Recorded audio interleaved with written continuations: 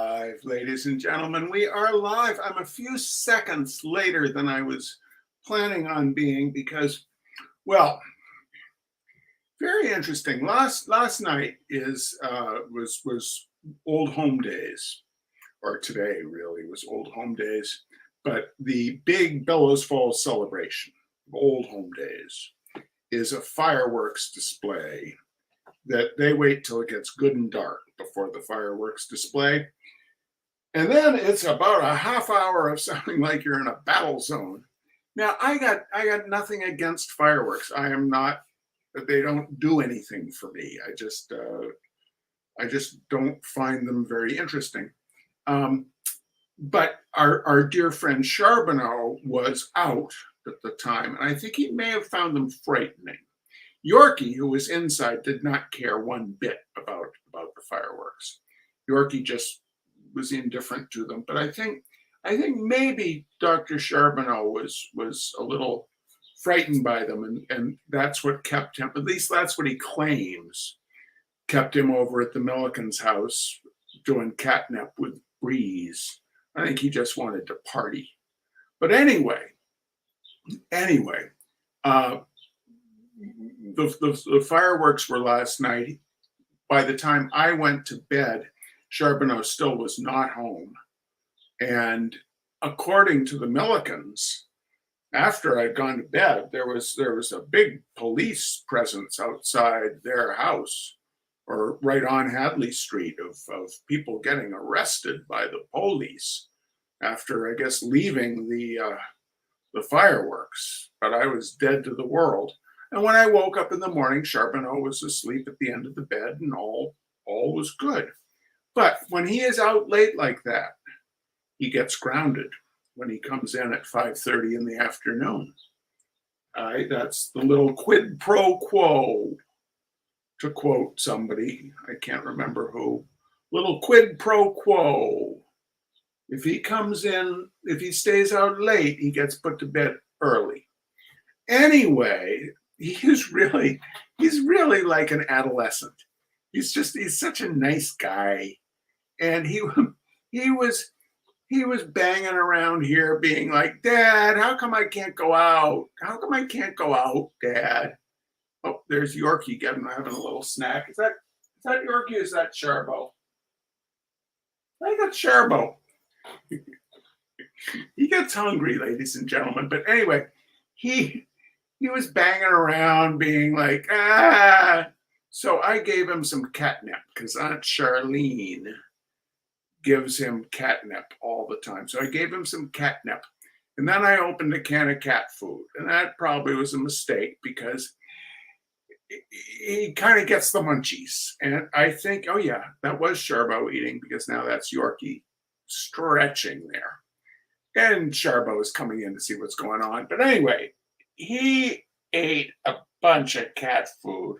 And then I was just about to go live, and he yarked it all right back up, right next to my foot. So I just dealt with that. Oh, and here he is. Yep, stick your butt right in Dad's face. That's the thing to do, Sharps. Anyway, so we're a little bit late getting going. Now, the other thing I wanted to say is that the endowing the Benchley stool, we have completed. We have reached that goal. Oh, Charbo, be careful. You're going to knock things over. That's the point, Dad. We have reached the goal of endowing the Benchley stool. Sure, come on up. And so I am taking down that fundraiser later tonight. There will be, tonight, there's no official beneficiary for the Liberal snowplowing do-gooders, though anybody who tosses money in, that does go toward the, what I'm now going to try to do when I get toward birthday month is I'm going to try to raise the money for the Liberal snowplowing do-gooder beneficiary booth, the Benchley booth. Let's go for Benchley and Thurber and the Algonquin Roundtable booth at Miss Bellows Falls Diner, but we're not trying to raise that money right now. So that fundraiser is getting taken down tonight, like a month and a half early. So thank you all so much. And I have a few people to thank. And that includes a wonderful artist friend who took my workshop at Fredericksburg Artist School in Fredericksburg, Texas, Mr. Terry Widener. Very generous gift from our good friend, Mr. Jim Gilmore. Tony Hulick, who I know is watching tonight. I saw her saying hello from Wisconsin. Thank you, Tony. Amboy Candy. Amboy Candy is very, very generous and very, very kind person. Thank you, Amboy Candy. Another very, very generous and very, very kind person, Ms. Terry Hudson. And out there in Pittsburgh, Pennsylvania, little tiny dog. It's a little tiny dog. Very kind and generous little tiny dog, or somewhat kind and generous little tiny dog. To Ginger. And Ginger's humans. My cousin, Mr. Nat Hunter, and his wonderful wife, Elise.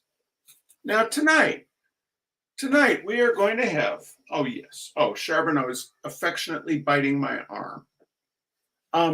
Tonight we are going to have 2 readings from Robert Benchley's The Life Polar Expedition. Yes, Charbonneau, I know, you're bored. And then I believe the next Benchley night we'll have the final reading from The Life Polar Expedition. The Life Polar Expedition. En route with Life's Bicycle Polar Expedition, May 24th. We chose this route northward through Mount Vernon, Tuckahoe, and Scarsdale. You'll remember, ladies and gentlemen, that Robert Benchley, Lieutenant Commander Connolly, and Ensign Thermaline are making their way north from New York City to the North Pole by bicycle. That is the conceit, and they're up against Admiral Byrd and Edmondson and other polar explorers on this race to the pole.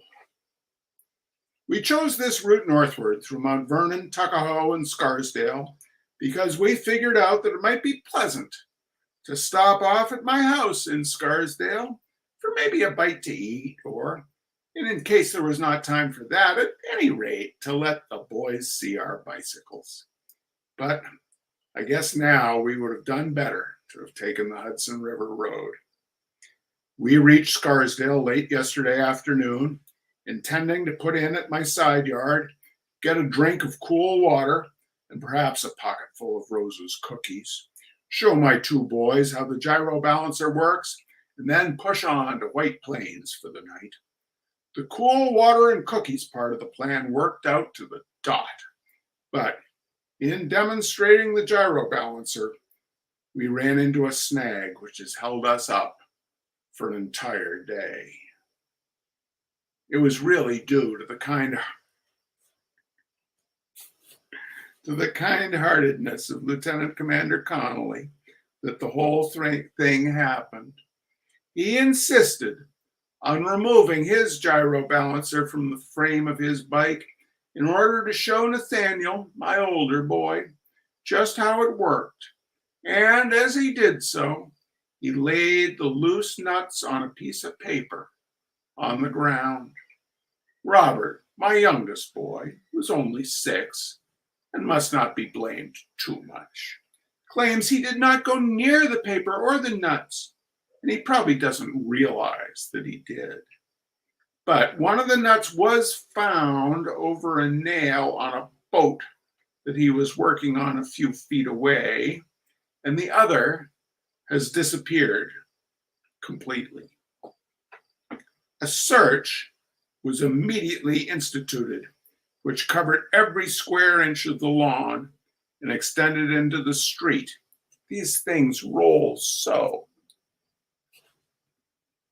But when darkness came, We were no nearer to finding it than we had been at the beginning, and it was necessary to telephone back into New York for an extra nut, which they said they would send out the first thing in the morning. It is now 4:17 in the afternoon, and the man has not come yet. We are very discouraged. It was while we were searching for the nut that a neighbor came up and asked us if we had heard anything about the bird expeditions having flown over the pole. I got him aside out of earshot of the other men and asked him if he was sure. He said no, but he had seen a cartoon in some paper which seemed to have reference to a successful flight by Admiral Byrd. I, however, laughed his fears away and went back to the search. Even if Byrd does beat us to it, his victory will have been by flying machine, while ours is by bicycle. Two entirely different things. The trip from Mount Vernon to Scarsdale has been one of great beauty and was accomplished without a mishap. The route led through the Bronx River Parkway, through woods and across streams, which made up in a way for the rough time that we had had in the traffic of New York City. While passing through Tuckahoe, Lieutenant Commander Connolly saw a scarlet tanager perched on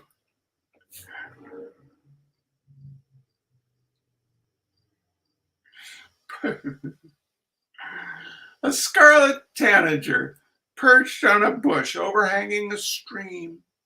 Thinking that it might be interesting to have it for our collection of flora and fauna, which we are making for the museum, we dismounted and crept up very quietly beside it, thinking to bag it before it could collect its wits. But it heard us coming and it flew away. There's a particularly odd family of ferns. A particularly odd family of ferns which grows along the bank of the Bronx River. And ferns not being quite as agile as birds, we were able to pick great quantities of it. I wish that some of my readers could tell me what the name of it is. It is green, like other ferns, but it seems to have a sort of flower, which looks like a carnation. The blossom was still in bud, so we were unable to tell exactly what it does look like. But I should say that a carnation would just about fit it. Any naturalist who happens to have run across this fern and who knows what it is would relieve our minds considerably if he or she would write to the Life Polar Expedition, General Delivery, White Plains, New York, and tell us. It's just a regular fern, but with a carnation blossom. We are now going out into the side yard again with a flashlight to take another look for that missing nut, as evidently the man from town is not going to bring the extra one out today, and we must get started early tomorrow morning. Every cloud, they say, has a silver lining. And as a result of our being held up here in Scarsdale, like this, we have been able to have some of Rose's excellent baked beans. I find it almost impossible to get real New England baked beans in this region, unless you tell someone just how they should be done. In the first place, it must be a California pea bean that is used, and these should be put to soak the night before and then baked in a slow oven all the next day. If we had got away when we expected, the beans would not have been ready. So perhaps we were a little harsh with Bobby. Now I promised you two readings. So the next is the next installment of the Life Polar Expedition. At the hop off of Life's Polar Expedition, Scarsdale, New York, second lap. Here we are, much to my surprise, all set for the second big lap in our expedition to the North Pole. We began it by bicycle last spring. Those of you with a scientific turn of mind who have followed us thus far will remember that we were held up at my home in Scarsdale by a lost nut, and that by the time we were ready to start out again, news had come of the so-called successful completion of the Byrd and Amundsen expeditions. The positive assurance that we had been beaten in the race to the pole, with our goal practically within paddling distance, as you might say, was naturally very depressing. Lieutenant Commander Connolly took the thing particularly to heart, as he had so wanted to be first. We found him that afternoon at the Bronx River Parkway, kicking a tree much bigger than himself, and half sobbing, half laughing. "You darn, double darn old tree, you." I myself was quite disheartened, but I tried not to show it to the men who had come so far and had shown such splendid spirit. So I propose that we go back to the house and sing some songs. I wish you might have seen the will to which the rest of the crew took up my suggestion, and have heard the room ring with the sounds of Uppity and Solomon Levi when we finally got down to it. Both Lieutenant Commander Connolly and Ensign Thermaline sang tenor. It was Ensign Thermaline who finally spoke the words which gave us new courage to continue on our expedition, in spite of the self-styled winners Byrd and Amundsen. "Why should we stop?" he asked, toppling off the piano bench. "Why should we stop just because some wise-cracking aviators have flown over the pole? Our aim was not to fly. Our aim was to bicycle. That popular interest in polar expeditions has died down should mean nothing to us. That the New York Times will not take any more expedition articles until it uses up those that it has on hand, that means nothing to us. We can get to the pole and back before the George Palmer Putnam series has even been got together in book form. We can still be the first to bicycle to the pole, and by the eternal grace of God, we will be." At this, we were all on our feet and cheering. Rosa brought in a plate of hermits, and we sat over these until far into the night, making plans for our second dash to the pole. It was decided that, since the Putnam expedition on the Morrissey was being written up by Mr. Putnam's little boy, David, we should take my little boy, Bobby, along as official yeoman, and that all reports should be written by him. He is 7, and no one, not even his teacher, can read his writing, so he seemed practically ideal. We also decided that we ought to have names for our bicycles, like the Putnam's Morrissey, and Lieutenant Commander Connolly immediately chose the O'Toole for his. And Ensign Thermaline chose Mavournon for his. Mine is to be the Benchley. The next thing to do is to buy a small bicycle for Bobby, and believe it or not, it took until just this week to find one that was small enough.